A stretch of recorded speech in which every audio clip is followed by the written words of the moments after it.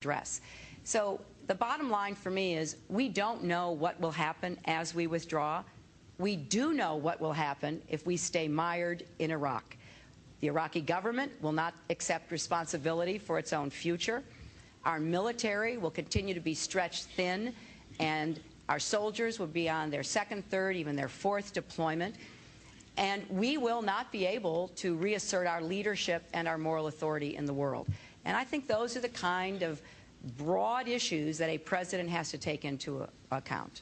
And Senator Obama, your campaign manager, David Plouffe, said when he is, this is talking about you, when he is elected president, we will be out of Iraq in 16 months at the most. There should be no confusion about that. So you'd give the same rock-hard pledge that no matter what the military commander said, you would give the order, bring him home. Because the commander-in-chief sets the mission, Charlie. That's not the role of the generals. And one of the things that's been interesting about the president's approach lately has been to say, well, I'm just taking cues from General Petraeus. Well, the president sets the mission. The general and our troops carry out that mission. And unfortunately, we have had a bad mission set by our civilian leadership, which our military has performed brilliantly. But it is time for us to set a strategy that is going to make the American people safer. Now, I will always listen to our commanders on the ground with respect to tactics. Once I've given them a new mission, that we are going to proceed deliberately in an orderly fashion out of Iraq. And we are going to have our combat troops out. We will not have permanent bases there. Once I have provided that mission, if they come to me and want to adjust tactics, then I will certainly take their recommendations into consideration. But ultimately, the buck stops with me as the commander-in-chief. And what I have to look at is not just the situation in Iraq, but the fact that we continue to see al-Qaeda getting stronger in Afghanistan and in Pakistan. We continue to see anti-American sentiment fanned all across the Middle East. We are overstretched in a way. We do not have a strategic reserve at this point. If there was another crisis that was taking place, we would not have a brigade that we could send to deal with that crisis that isn't already scheduled to be deployed in Iraq. That is not sustainable. That's not smart national security policy, and it's going to change when I'm president. Senator Obama, let's stay in the region. Iran continues to pursue a nuclear option. Those weapons, if they got them, would probably pose the greatest threat to Israel.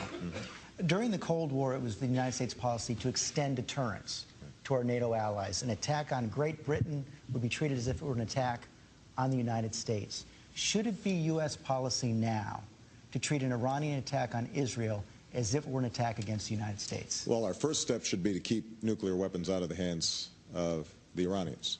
And that has to be one of our top priorities, and I will make it one of our top priorities when I'm President of the United States. I have said I will do whatever is required to prevent the Iranians from obtaining nuclear weapons. I believe that that includes direct talks with the Iranians, where we are laying out very clearly for them, here are the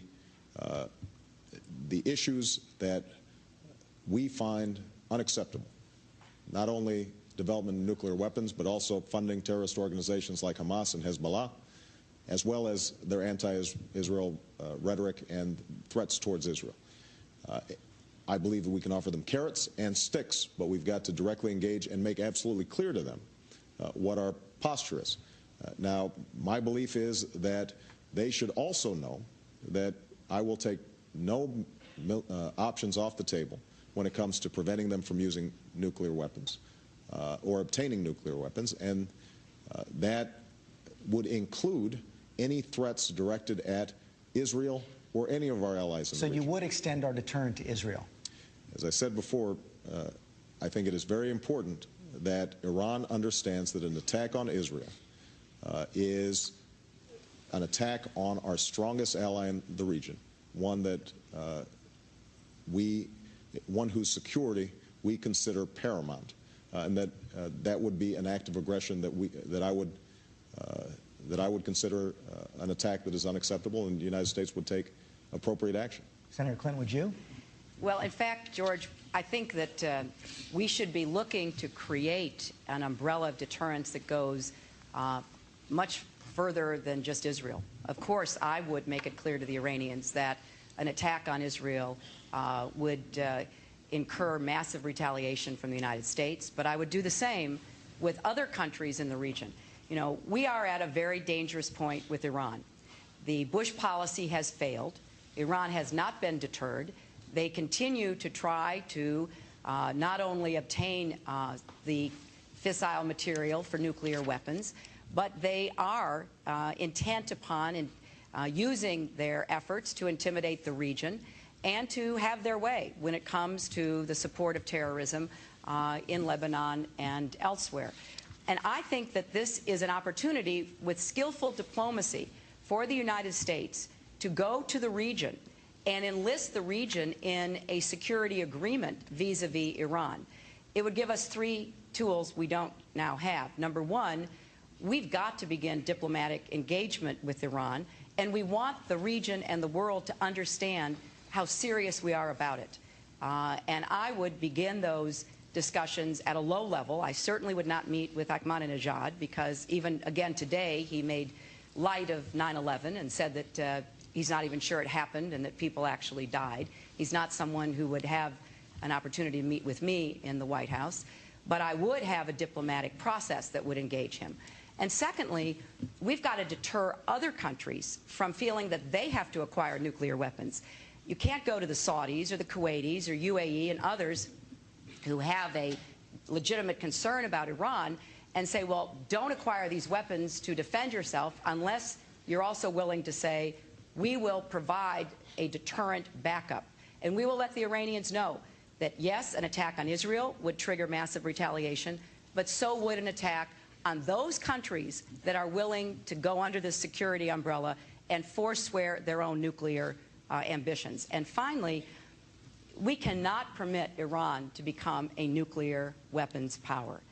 And this administration has failed in our efforts to convince the rest of the world that that is a danger not only to us and not just to Israel, but to the region and beyond. Therefore, we have got to have this process that reaches out beyond even who we would put under the security umbrella to get the rest of the world on our side to try to impose the kind of sanctions and diplomatic efforts that might prevent this from occurring. Let me turn to the economy. That is the #1 issue on Americans' minds right now. Yesterday, Senator McCain signaled that the #1 issue in the general election campaign on the economy is going to be taxes. And he says that both of you are going to raise taxes not just on the wealthy, but on everyone. Here's what he said in his speech yesterday. All these tax increases are under the fine print of the slogan, hope. They're going to raise your taxes by thousands of dollars a year, and they have the audacity to hope you don't mind. Senator Clinton, two-part question. Two-part question. Can you make an absolute, read my lips pledge that there will be no tax increases of any kind for anyone earning under $200,000 a year? And if the economy is as weak a year from now as it is today, will you persist in your plans to roll back President Bush's tax cuts for wealthier Americans? Well, George, I have made a commitment that I will let the taxes on people making more than $250,000 a year go back to the rates that they were paying in the 1990s. Even if the economy is weak? Yes, and here's why. Number one, I do not believe that it will detrimentally affect the economy by doing that. As I recall, you know, we used that tool during the 1990s to very good effect, and I think we can do so again.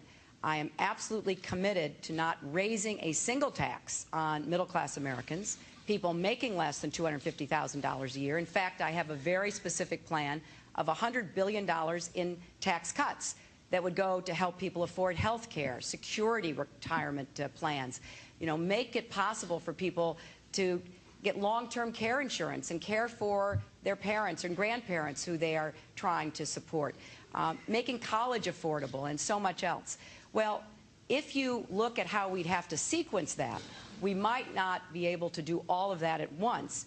But if you go to my website, HillaryClinton.com, it is laid out there how I will pay for everything. Because everything I have proposed, I have put in how I would pay for it.